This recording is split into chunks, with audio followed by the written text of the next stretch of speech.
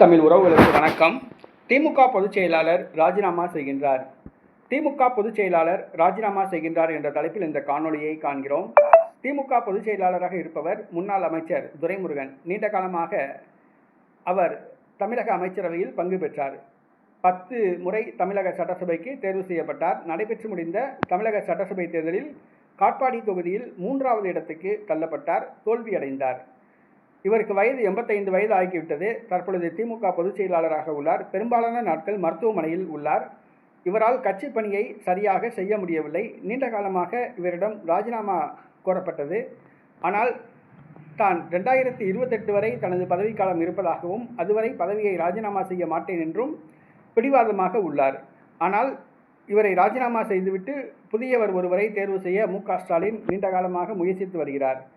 தற்பொழுது இவரது உடல்நிலை மோசமடைந்துள்ளது. இவரது பேத்தியின் நிச்சயதார்த்தம் நேற்றைய தினம் நடைபெற்றது. விரைவில் பேத்திக்கு திருமணம் நடைபெறுகிறது.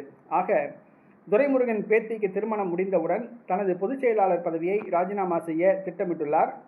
இது மு.க.ஸ்டாலினுக்கு மகிழ்ச்சியை கொடுத்துள்ளது. லண்டனில் மு.க.ஸ்டாலின் உள்ளார்.